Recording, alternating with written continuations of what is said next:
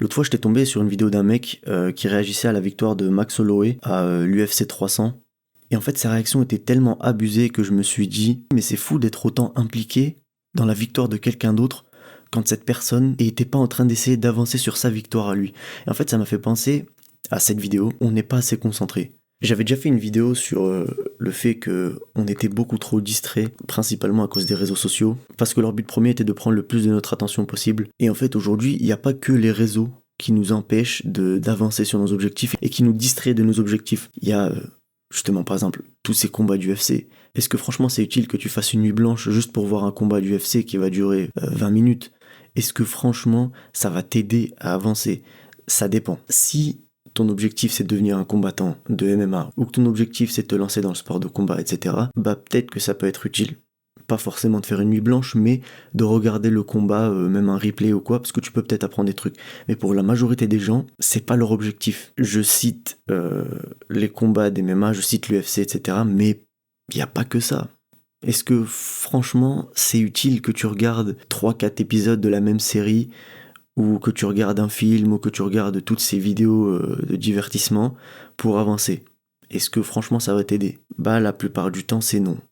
Est-ce que, forcément, les réseaux, du coup, bien sûr, est-ce que ça t'aide à avancer? La plupart du temps, c'est non. Quand tu consommes du contenu sur les réseaux, c'est très très rare que ce soit bénéfique. Par contre, si tu crées, c'est une autre histoire. Et en fait, tu as différents points de vue pour la même activité. C'est-à-dire que, comme je l'ai dit, pour les combats de MMA, si tu veux te lancer dans un sport de combat, ça peut être utile de les regarder. Pour les réseaux, ça peut être utile de les utiliser, mais pour créer. Pour les vidéos divertissement, imaginons que tu veuilles te lancer justement dans ce type de contenu-là, ça peut être intéressant d'étudier ce que font les autres personnes dans cette niche. Et ça s'applique un peu à tout. Sauf qu'aujourd'hui, le problème, c'est que quand tu regardes les actions des gens, tu as l'impression qu'ils veulent tout faire. C'est-à-dire qu'ils veulent se lancer dans le divertissement, qu'ils veulent devenir combattants MMA et tout ça, si tu suis ma logique. Sauf que en fait non, ils se divertissent en fait, c'est tout. Et ça pose un peu problème parce que en fait ça te dévie un peu de ton chemin, ça te dévie un peu de ce que tu es censé faire pour avancer. Et en fait quand on veut faire plein de choses en même temps, on finit par ne rien faire du tout. Et en fait c'est de la logique, c'est du bon sens. Pour avancer sur un objectif, tu dois être concentré, tu dois faire que ça, principalement. Après bien sûr tu peux pas faire que ça, mais principalement tu dois te concentrer sur ça. Ça doit vraiment être l'action prioritaire que tu fais tous les jours. Il y a un livre qui parle bien de ça, c'est The One Thing de Gary Keller. Ce qu'il dit, c'est que tu peux pas avancer si t'éparpilles tes forces un peu partout. Si t'essaies d'avancer sur plusieurs choses en même temps, tu finiras par n'avancer sur rien du tout. C'est un peu le même principe avec toutes ces distractions et le fait qu'on n'est pas concentré. C'est-à-dire que t'es là, tu travailles un peu, sauf que du coup, pendant ta journée, tu regardes telle série, tu regardes telle vidéo, tu prends le temps de regarder un combat d'MMA, tu prends le temps de regarder toute une carte de l'UFC, etc. En fait, tu n'avances pas. Parce que pendant que tu fais une chose, t'en fais pas une autre. Donc, faut savoir prioriser ce que tu fais et faut savoir prendre du recul et réfléchir sur ce que tu veux et ce que tu dois faire pour y arriver. Et aujourd'hui, on vit vraiment dans un monde où il y a une espèce de culture de la distraction, entre guillemets. C'est-à-dire que déjà les distractions font partie intégrante de nos vies, ça c'est un fait. Mais en fait aujourd'hui c'est limite devenu bizarre de ne pas se distraire. Dans le sens où si tu ne regardes pas de séries, si tu ne passes pas ton temps sur les réseaux, si tu n'es pas au courant de la dernière trend, si tu n'es pas au courant de la dernière info sur tel ou tel rappeur ou tel influenceur, etc. C'est un peu bizarre, c'est pas mal vu mais tu te fais un peu juger ou les gens te trouvent un peu déconnecté de la réalité entre guillemets. Sauf que c'est vraiment pas la réalité. Et en fait c'est vraiment un truc qui m'est arrivé un bon nombre de fois, que ce soit assez récemment ou même dans le passé. En fait, aujourd'hui, j'utilise plus Instagram, j'utilise plus TikTok, j'utilise YouTube, mais pour vraiment des vidéos spécifiques que j'ai envie d'aller regarder. J'ai plus accès à la page d'accueil, j'ai pas accès aux tendances, j'ai pas accès à toutes les vidéos recommandées par l'algorithme. Ce que je regarde, c'est ce que je choisis de regarder. Et donc, en fait, il y a des fois où on parle de trucs, de nouvelles trends, etc. Et moi, je suis juste pas au courant. Parce que si t'es pas sur les réseaux, t'es pas au courant de ce genre de choses. Et honnêtement, ça change pas grand chose à ma vie. Je le vis très bien, j'avance sur mes objectifs, j'ai pas besoin d'être au courant de tout ça. Quand t'as une attention limitée, une concentration limitée, tu dois t'assurer de bien l'utiliser et de faire en sorte qu'elle soit avantageuse pour toi. Il y a aussi un autre point sur lequel j'aimerais revenir, c'est l'importance de vraiment choisir le contenu que tu consommes. Aujourd'hui, sur toutes les plateformes de création et de consommation de contenu, il y a des algorithmes de recommandation. Sur YouTube, Instagram, TikTok, ça c'est une dinguerie. Enfin, t'as des algorithmes de recommandation qui ont pour objectif de te montrer des vidéos qui vont te retenir le plus longtemps possible sur l'application. Le problème avec ça, c'est que c'est pas des vidéos que toi t'as envie de regarder, et au final, c'est pas des vidéos qui te seront utiles, parce que t'as beau me dire oui, mais sur Instagram et tout, on peut quand même apprendre des choses, on peut quand même construire une petite base de connaissances, etc. sur un sujet.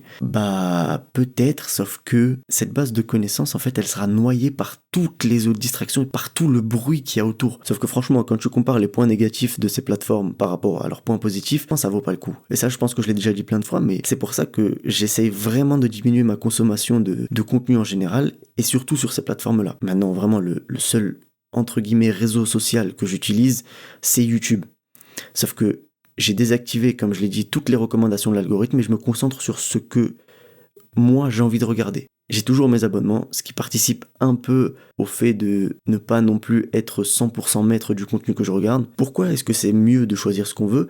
Tout simplement parce que ça me permet de toujours rester concentré, c'est toujours dans cette optique. Imaginons aujourd'hui, si je désactive mes abonnements, les seules vidéos que je pourrais regarder, c'est les vidéos que je fais l'effort d'aller chercher. Et en général, je vais pas aller chercher des vidéos qui ne sont pas alignées avec ce que je fais et qui ne sont pas alignées avec mes objectifs. En fait, le problème, c'est que le truc qui nous déconcentre le plus aujourd'hui, c'est très clairement le contenu, les réseaux, etc. Et en fait, le souci avec ça, c'est que il y a quand même pas mal de contenu de basse qualité. Et on va être honnête, quand tu vas sur TikTok, tu sais très bien que tu vas pas tomber sur des vidéos incroyables qui vont t'apprendre énormément de choses. Sauf que le problème, c'est que les gens vont continuer de créer ce genre de vidéos parce qu'il y a de la demande, très clairement. Tant qu'il y aura de la demande, il y aura de l'offre. C'est peut-être dommage, mais c'est comme ça que ça fonctionne. Donc au lieu de me casser la tête à essayer de chercher du bon contenu sur ces plateformes, je me dis juste que je vais arrêter de l'utiliser et que je vais me concentrer sur des plateformes où j'ai un peu plus de contrôle et où je peux vraiment choisir ce que je veux regarder. Maintenant, je suis pas parfait, parce que bien sûr, des fois, ça m'arrive de retélécharger l'application et de juste passer du temps sur ces applications. Mais aujourd'hui, j'ai plus de contrôle, donc c'est pour ça que je me permets aussi de faire cette vidéo. C'est pas pour vous dire, oui, voilà, faites ça, faites ça, faites ça. Je l'applique aussi. Et aujourd'hui, j'ai réussi à faire un truc qu'il y a quelques années, j'avais absolument pas la capacité de faire, c'est-à-dire avoir ces applications sur mon téléphone sans les utiliser. Il y a quelques années, en 2019 plus précisément, je passais énormément d'heures sur TikTok. Et si j'avais l'application sur mon téléphone, je pouvais pas ne pas aller dessus. Aujourd'hui, c'est plus la même chose, parce que du coup, j'utilise ces plateformes pour créer du contenu sur mon téléphone. Et donc, en fait, j'arrive à créer du contenu sans jamais l'utiliser pour scroller. Et bon, après ça, c'est une habitude, etc. Mais c'est vraiment l'objectif, c'est de pas utiliser ces plateformes, même si elles sont sur nos téléphones. Parce que peut-être que tu as envie d'aussi créer du contenu, etc. Mais si franchement t'arrives pas à te contrôler ou quoi, juste supprime-les, ça sert à rien de les avoir. Tout ça pour dire que t'as pas besoin de tout ce contenu, t'as pas besoin de consommer toutes ces vidéos, t'as pas besoin d'être au courant des dernières infos sur tel ou tel sujet. Si c'est pas par exemple ta spécialité dans laquelle t'aimerais évoluer, ça sert à rien de continuer sur cette voie-là et ça sert à rien de continuer de consommer tout ça si t'en as pas besoin. Concentre-toi sur ce que t'as à faire, concentre-toi sur tes objectifs et laisse tomber tout ce qui te sert à rien et tout ce qui te fera pas avancer.